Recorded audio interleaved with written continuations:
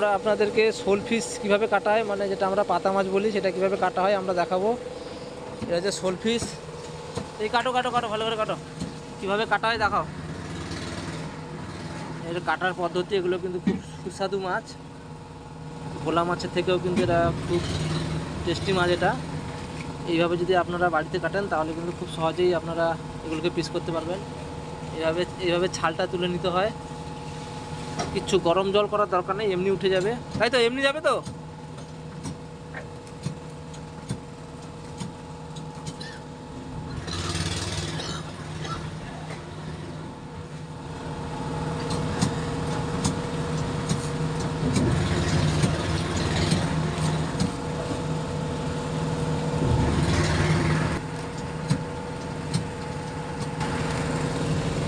এখানে রাখো, এখানে রাখো।